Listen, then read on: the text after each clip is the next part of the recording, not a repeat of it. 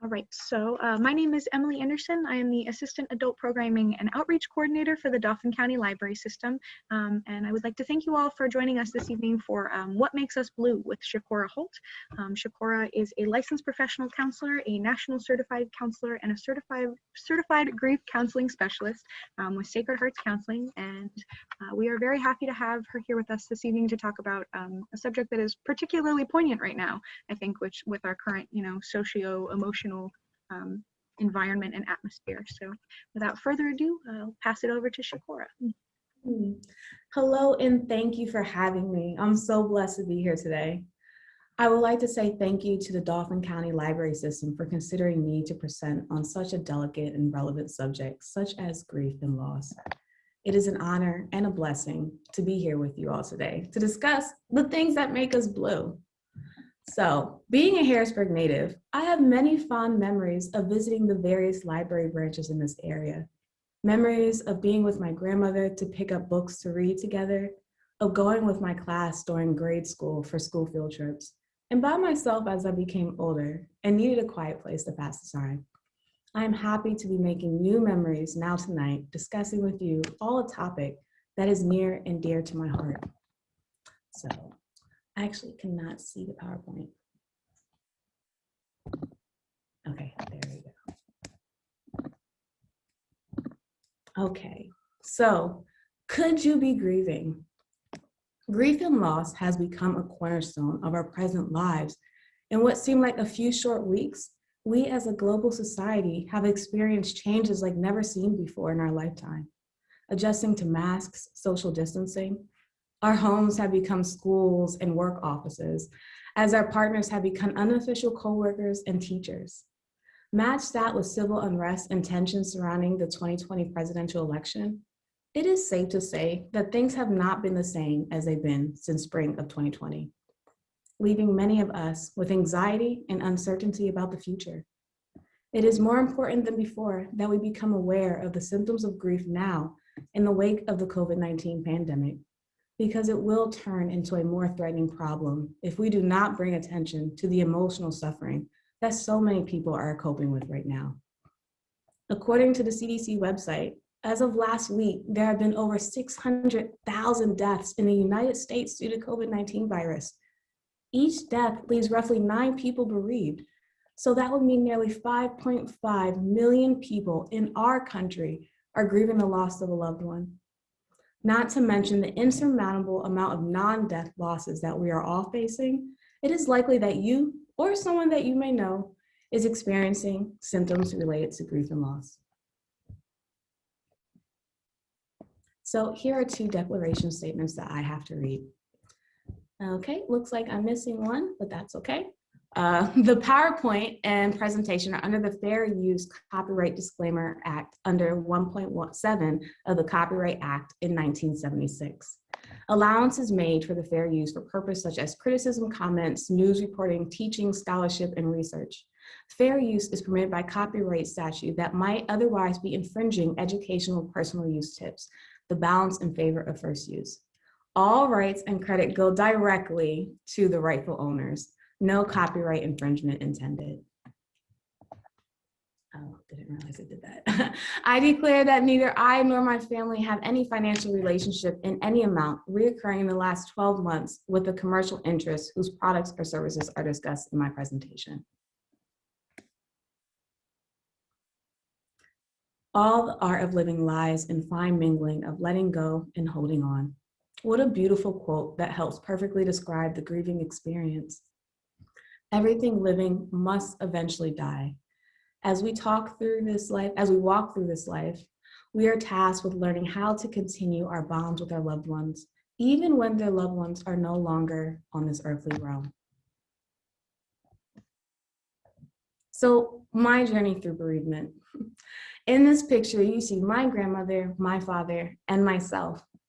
I grew up in an unconventional home where I was raised by my father and his mother, my grandmother, here in Harrisburg, PA. I absolutely love this photo here. This was Easter Sunday, 2000, and I was 11 years old. We were visiting my father at the hospital. On this day, we were told that he could be released from the hospital. So exciting. See, he had been staying there for some time due to complications from kidney disease, so it was great that he could be coming home. The good times did not last long because a few months later, he was admitted back into the hospital, where he would later die on September 10th, 2000. Life leading up to his death consisted of waking up, going to school, and visiting my dad at the hospital, then going home to start the next day all over again.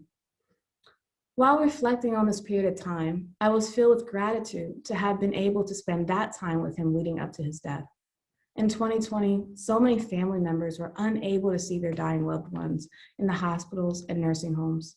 I can't imagine the pain and the valuable memories that they were unable to make. My father's death was my first real experience with grief. I had experienced the loss of a pet fish or two, but nothing could prepare me for the tidal wave of emotions that washed over me. The very next day after his death, I went to school and tried to pretend like nothing happened, like my entire world didn't just flip upside down. I was in shock and in denial. Thankfully, St. Stephen's Episcopal School, the school I was attending at the time, soon supported me with scheduled counseling sessions with the school counselor. My grandmother also enrolled me in grief counseling through the Children's Place, where I could meet other children who were grieving a significant family member. I believe that these experiences were extremely helpful during those times. 5 years later, on September 9, 2005, my grandmother died from thyroid cancer. I was 16 years old, a sophomore at McDevitt High School, and preparing myself for the 5-year death anniversary of my father. Before my grandmother died, I remember telling her one day, as her health was declining, that I could not live without her. I could not see how I could possibly face life with her not in it. The bereavement experience for my grandmother was completely different from my father, but yet oddly familiar. I had some idea of what grief could feel like, but I quickly discovered that no two mourning periods are the same. It felt like a punch to the gut when you were bracing for a punch to the jaw. I remember thinking, how did I survive this before? I was only 11. Why is this so hard now? This was a different grief journey that I had to walk through. After her death, I became intimately aware of the understanding that everyone that I loved would at one point die, for that is the process of life. Even in Proverbs, it says that there is a time for mourning. It is our job to find meaning from these experiences and their lives. Grieving never really ends. I grieve for them on holidays and anniversaries where their presence is missed in my life. And also today, as I'm giving this presentation. So what is grief, and could you be grieving? Our goal is that at the end of this presentation, you will have the knowledge of what is grief, what are the various types of grief and loss, what are common symptoms of grief and loss, how to recognize symptoms of grief and loss in children, and what are ways to heal through bereavement. So, what is grief? Although used almost interchangeably, there is a difference between grief, bereavement, and mourning. Grief is more than a feeling. Grief is an internal experience after the loss of something or someone that holds meaning to us. Although grief is a universal experience, it is also deeply personal that often leaves the bereaved individual feeling alone and isolated. Bereavement describes the loss to which a person is adjusting to, or the state of being sad from that loss. And mourning, it's the outward expression of grief. So various types of grief.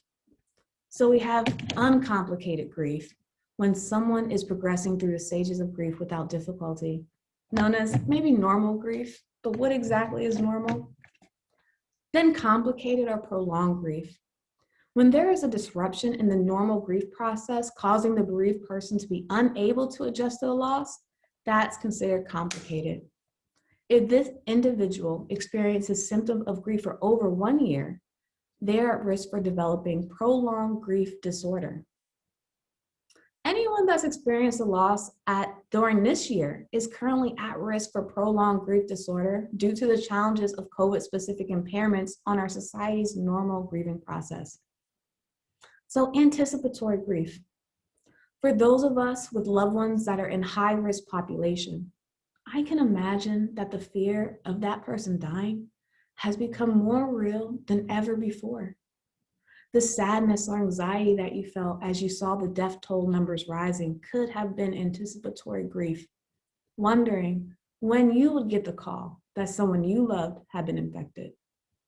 Perhaps now you are feeling uncertainty as various cities begin to reissue mask mandates and concerning news about the Delta variant plagues media outlets. Many are anticipating another change and wondering what could this mean for us and our children as we're preparing to send them back to school. Disenfranchised grief. This is a socially stigmatized or unrecognized loss. So suicide, abortion, a death by overdose are all some of the few stigmatized losses in our country. As I was watching the class of 2021 experience prom and graduation, my heart went out to the class of 2020 who maybe experienced unrecognized loss. All the years they spent dreaming of the activities such as prom and graduation snatched away before their eyes. And now they are watching the class of 2021 get a chance to experience what they could not. Not a loss we automatically think of when discussing the losses related to COVID, but a loss nonetheless. Traumatic grief. There are numerous aspects of this pandemic that have been traumatic. From the suddenness of changes we've experienced with no real preparation, news outlets reporting nonstop about alarming deaths of people alone in hospitals and in nursing homes. Music, TV shows, and movies discussing the pandemic and COVID, and being isolated from friends and loved ones at a time when we need them the most. I want to take a special attention to discuss vicarious grief, which is grieving someone that you do not know personally. On January 26, 2020, the world was shocked as news spread of the tragic death of Kobe Bryant. Although many of us did not know this living legend, we collectively felt a sense of loss and tragedy for him and his family members and the family members of those also lost in the helicopter crash. 4 months later, we were horrified as we watched a viral video of a man being murdered. Protests sweep the country. Many people felt saddened and dismayed for this man and his loved ones. Just hearing the details of these two events could lead to the trauma and grief-related symptoms in any one of us, even though we did not know these people personally. Non-death losses you may be grieving. When we think about grieving, we usually associate it with death. For those fortunate enough to not have experienced the death of a loved one during this year, there's a good chance that you have experienced a loss in this year and could be experiencing symptoms of grief. Routines have been altered as we shift to trying to find a new normal. You never knew how much you enjoyed that commute to Starbucks before work or sitting talking with your coworkers during lunch breaks until it was 5 months into the lockdown and it seemed like you were just a little sad before logging into your Zoom call. And you felt that something was missing, but couldn't quite put your finger on it. Many people are experiencing the loss of assumptions about the world. Death shakes us to the core and often produces questions regarding faith and the hereafter. For many, this year has been a time of either moving closer or further from faith, a common reaction during bereavement. So specific factors related to COVID that are currently impacting our grief and bereavement. There are many aspects to this pandemic that have impacted our current grief and loss practices. The unusual death circumstances related to COVID-19, often abrupt and traumatic in nature. Due to COVID-19 being possibly preventable, it creates potential for greater amounts of guilt or anger associated with the loss than if not COVID-related. There are disruptions to our mourning rituals. Funerals were changed or canceled entirely. Traditions cannot be carried out. Due to the lockdown, there were limited opportunities to utilize healthy coping skills like going to the gym, going to the movies, or just hanging out with friends. Being able to separate yourself from your grief at times is necessary for regulating strong emotions. And unfortunately, we've all been cooped in the house. There are a variety of concurrent stressors that exacerbate the grief and loss process. Among the changes I have already listed, we all have had to become tech wizards as we adjust to spending the majority of our day on web videos, like now. I never knew how exhausting it was to stare at my reflection for hours on end. Zoom fatigue is real. Due to the cognitive overload, reduced mobility, and seeing ourselves constantly for hours, it is simply exhausting trying to get through the day. These significant life events can leave us feeling deeply vulnerable and questioning our safety and security. Common grief-related symptoms. So no one ever told me that grief felt so like fear. This quote is by C.S. Lewis. The grief process is unique for everyone and can look different for everyone. Although it is common to focus on emotional symptoms while talking about grief and loss, there are so many different symptoms that are behaviorally rooted, socially impairments, cognitive issues, and also the emotional ones. Bereavement is exhausting. Add difficulty with sleeping and changes to your appetite, it is no surprise that the bereaved individuals may feel tired. Perhaps you may have felt lethargic the weeks after lockdown began. You could not quite understand why. Perhaps your body was adapting to the amount of anxiety that you were now experiencing. Emotional symptoms. Symptoms of anxiety and depression are common in grief and bereavement. Feeling sad or empty, numb even, are all emotions that generally come while in bereavement. If you already suffer from mental illness or low stress tolerance, these symptoms most likely will increase in severity as you journey through bereavement. Cognitive symptoms. I once read an article called "It's Your Grief, You're Not Going Crazy." I absolutely love that title. Grief can make you feel completely unhinged. People have been known to experience auditory and hallucinations while the death of a loved one. Perhaps for a brief second, you thought you heard the jingle of a particular set of keys at 5 p.m. because that's when your deceased spouse would come home. Or you catch a shadow in the passing light, and for a second you thought just maybe it was them. Dreams are often very common. They can be frightening, odd, nightmares even. As I discussed before, isolation and social withdrawal are common symptoms of grief and loss. Due to social distancing, there have been fewer opportunities for face-to-face supports. Changes to work and school performance are often a symptom of grief, which makes sense when you pair it with poor concentration, issues with sleeping, and periods of crying spell. Makes no wonder that you couldn't focus on that report that you had to give. It is important to watch out for unhealthy coping skills, such as substance use, impulsive acts, and self-harm, which people use to try to adjust to the reality of the loss. I'm taking a special moment to talk about grieving children, especially seeing as I was one. Although babies as young as 0 to 2 may not understand death, they do respond to changes in their environment. I know, you never would have known. The way that children grieve generally depends on their age and developmental levels. The way that they can process information is also very important. Children don't usually express their emotions the same way that adults do, nor do they have the understanding about grief and loss the same way that adults do. This can be very confusing for us as adults to understand. A common grief reaction in children is that they become more dependent and need more security, especially if they lost a secure parental figure in their life. Perhaps after a divorce, and a few months later you notice that your 7-year-old child begins to wet the bed.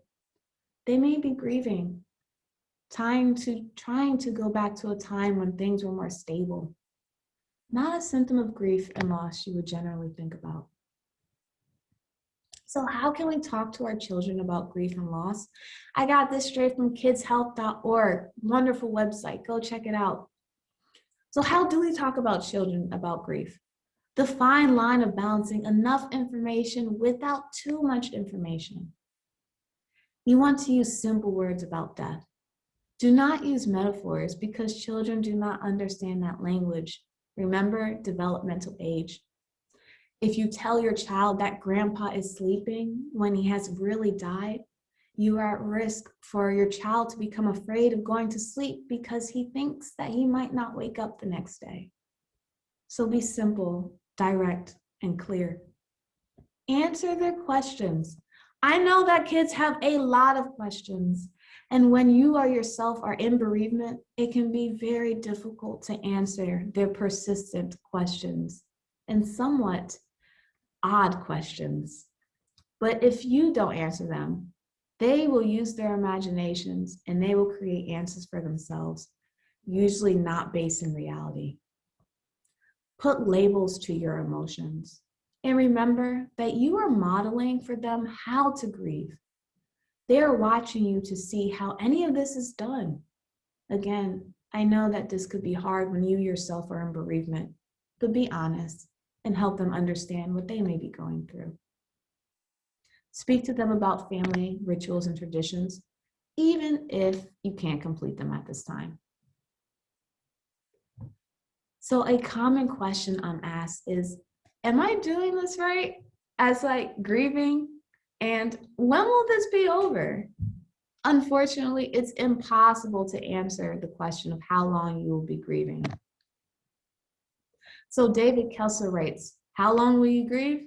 How long will they be dead? As we learned earlier, in uncomplicated grief, the bereaved may experience grief symptoms for up to 1 year.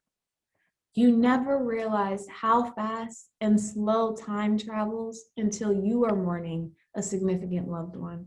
And every holiday and achievement becomes a time marker of how long you have been grieving. I imagine we all have had that experience to a degree, when the first anniversary of the mask mandates, or when you spent your first day working from home. Thanks to Facebook, Time Hop, I got a chance to re-laugh at the memes I shared when I first started working from home. Grief is an individual experience that is dependent on the bereaved individual and their experiences during mourning. There are some indicators that will help us understand how we may be impacted. So many different theorists have attempted to put into measure the mourning process. Psychologist J. William Warden has created a framework to understand what affects how a person experiences grief. So first we have kinship. Who died? Was it a great aunt you only saw at family reunions? Or was it your spouse of 22 years? The nature of the attachment. The relationship. What type of relationship did you have with this deceased individual? You probably won't grieve for your distant friend the same way that you have grieved for someone you spoke with daily. Also, what type of relationship you had with them. When there's more ambiguity, that leaves room for more guilt. Death circumstances. Was the death a natural death or was it sudden? Was the death preventable? This is a particularly difficult topic now during the pandemic, as the politicized nature of the virus has put family members against one another during an already stressful time. And also due to the nature of the pandemic, COVID-related deaths have been particularly traumatic, as we discussed earlier. Historical antecedents. What has already happened in your life that may impact your grief? In my life, the death of my grandmother was more difficult in ways due to the emotions from my father's death that was now being reactivated and the variety of secondary losses I was now facing. Are there mental disorders such as anxiety or depression that could be exacerbated while in mourning? It's important to plan for this, which seems weird when thinking about grief and loss. But if you understand that you already have a mental illness, it is important to seek help because, like I said, these symptoms will be exacerbated while in mourning. Personality mediators. Are you a cup is half full or a cup is half empty type of person? How you cope during big changes in your life is an indicator of how you'll cope during bereavement. Social supports. Do you have supports? Are you happy with the amount of supports you received? Gender also plays a role in this. Due to males being socialized differently in our society, generally they do not receive as much social support in their life as females do. Concurrent stressors. Man, we've been talking about this for the last half an hour. So what other life stresses are playing a part in your life right now that could compound your ability to heal through grief? As we discussed earlier, throughout the year, there have been a variety of concurrent stresses and secondary losses that can impact or influence someone's bereavement at this time. Okay. So one of the most widely known theories is Elizabeth Kubler-Ross's stages of death and dying. In this example, they have taken the stages of death and related it to our current experience being in the pandemic. It's now 7:31 p.m. Give us a minute. Such is life. We must adapt. So, Elizabeth Kubler-Ross's. Her stages are denial, anger, bargaining, depression, and acceptance. Although she uses the term stages, it is not to be taken literally, for a transition through mourning is not linear. You often go through various stages at the same time or back and forth through stages. So first you hear of the loss and you are in shock and denial. After coming to terms with what has happened, anger usually follows. During the bargaining stage, you may find yourself asking a lot of what if questions. Depression follows as we keep this feeling of helplessness due to having a lack of control begins to set in, and we wonder, are we going to make it through this? As we make it through the depression, we find acceptance. Elizabeth Kubler-Ross and grief expert David Kessler once said about acceptance, acceptance is not about liking a situation. It is about acknowledging all that has been lost and learning to live with that loss. David Kessler also worked with Kubler-Ross to develop a 6th stage of grieving, which is finding meaning. What meaning can you bring from your loss? I personally believe that my earlier experiences with loss have laid groundwork for me to be here with you all today and helping many others navigate through their own bereavement journeys. So, Wardens Tasks of Mourning. I am a fan of William Warden's model that explores tasks that the bereaved individual is to accomplish. In this way, one may feel more active in the bereavement. Usually we use stress, anxiety, or grief as a way to try to fix what we're going through. If we could just grieve it, if we could think about it, if we can stress over it, it's doing something. It's making us go crazy. In my opinion, his tasks of mourning pair nicely with Kubler-Ross's stages of death and dying. Here he defines 4 tasks to grieving, not to be looked at as accomplishments, but to be used as tools to help you adapt to your new life. So first, we are to accept the reality of this loss. To not accept it is to not believe, almost to be stuck in denial. Then we are to process the pain of grief. The opposite of processing is to avoid the pain, to not feel it.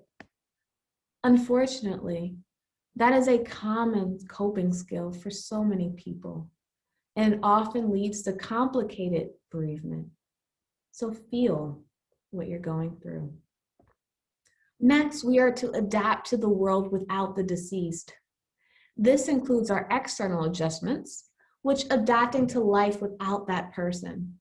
This is particularly hard for spouses, parents, children, and siblings of the deceased, where they see them or saw them every day. The internal adjustments. Who are we now without this person? for we have been forever changed. And spiritual adjustments. To not do this is to not adjust to the loss, not to grow from this experience, and to not find meaning or understanding. Then finally, we are to continue those bonds with the deceased while creating a new life without them. Being stalled in grief means to not move forward. Laughter can conceal a heavy heart, but when the laughter ends, the grief remains. We cannot run from our grief. We can only work through it. I have included 4 ways that grief can be complicated or prolonged. So first, we have exaggerated grief. This is when you are experiencing symptoms of grief that are debilitating and disabling. Your symptoms are exaggerated from what we would deem normal. Again, what is that? Mass grief is to experience symptoms of grief, but to not recognize them or to dismiss them as something else. I imagine that it's pretty hard to find acceptance in a loss when you don't know what you're grieving. So chronic grief is grief that does not find a resolution.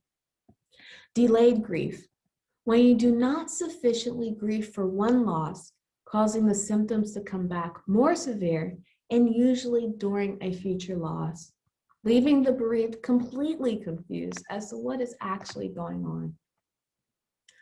Recognizing that you need help is a vulnerable but powerful experience. Although grief is a natural process, working through it may not feel so easy and is usually confusing.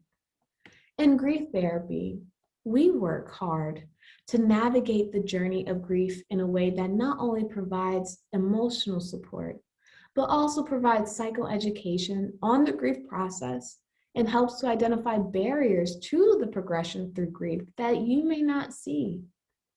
I believe that the grief counseling I received throughout my life has been essential to me, not only finding acceptance in my past losses, but the losses I would incur throughout the life since 16, but then also all of my future losses that I will endure. Because again, everyone must die, and loss is a part of life. But I know that grief counseling has taught me valuable coping skills and ways that I can heal through my bereavement in the future. So what we've come to see, how can we heal through bereavement? So how do we heal through bereavement? I thought long and hard about what I believe helps us heal through bereavement. And here's a short list of what I was graced with during my prayers. So begin by acknowledging that what you are experiencing is grief. Try to gain a better understanding of your grief symptoms. I always say that awareness is the first step. How can you fight something you don't even know is going on? Depression and anxiety often leave us either ruminating about the past or worrying about the present. Find time to focus on the here and now. Take scheduled grief and stress breaks, a time where you allow yourself to grieve or to worry. Having this routine will help you to regulate your emotions a lot better than if you did not allow yourself this moment in time to feel what you're really feeling. Stay connected to your supports. I cannot say this enough. Actively reach out to loved ones, even if you feel that they can't understand or that you're burdening them. I'm sure they would much rather have you reach out to them than to suffer alone. Exercise, deep breathing, and yoga. So these are the 3 methods that are scientifically proven to reduce anxiety and stress in the short term, but also in the long term when done routinely. Make time for exercise, make time for yoga, and remember to breathe. Breathing is essential. It helps get oxygen to our brain, which helps us rationalize our emotions. Guilt is a common reaction to grief, and emotions are not logical. The last thing I told my grandmother before she died was that I would see her when I returned home from school. I walked in the door to our home 2 minutes after her death. I missed her final moments, and I felt guilty for years that I did not uphold a promise. Feelings are not rational. After my father's death, I thought that maybe if 2 years earlier I wouldn't have begged him to play basketball with me, then maybe he wouldn't be suffering from kidney disease. It doesn't make much sense, but neither does guilt sometimes. Guilt is our way of trying to rationalize what we're experiencing and almost somehow trying to get control, like if I could have done something, when we have no control in a lot of these circumstances. Writing down your feelings through journaling or writing letters to the deceased loved one is a great tool to work through your feelings and also helps to continue those bonds. Plan for anniversary and holidays. These days leading up and after are also really hard. They're the hardest to cope with. Plan activities to distract yourself as you cope with your loss. Treat yourself on these days. Be your best friend. People often ask me, what does that even mean? But treat yourself like you would treat your bereaved friend. If you wouldn't say it to your best friend, don't say it to yourself. We can often be our worst critic. It's okay to seek help when things become too overwhelming.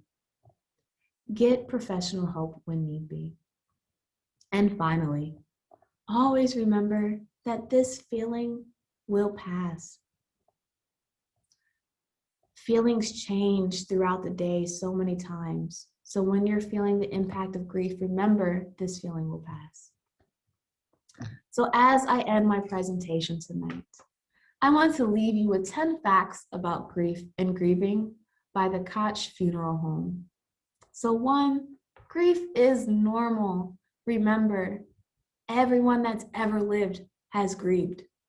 You're not the first one to do this. You're not the last one to do this.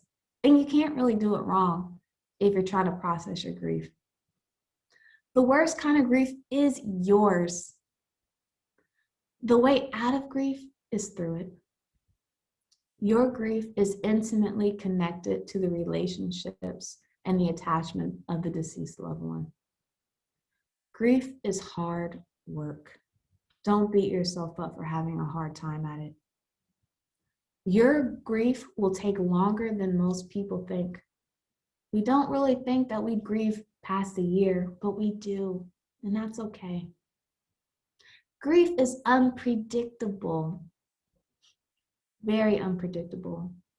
I recently grieved the loss of a teacher that I had while in graduate school, and I didn't quite know it was grieving until I really sat down with my feelings and wondered why this was impactful. It was very unpredictable. There may be secondary losses to deal with. Like we discussed, the secondary losses throughout your life that you may deal with after the loss of a loved one can compound your grief, making it complicated. Grief comes and it goes. Remember, it never ends. So one day it's here, one day you feel better. Then the next day, you hear a song that reminded you of your loved one, and now you're crying again, and you're feeling like you're going a little crazy, but that's okay. And then last but not least, effective grief work is never done alone. So I believe this is where we can open up the room for questions.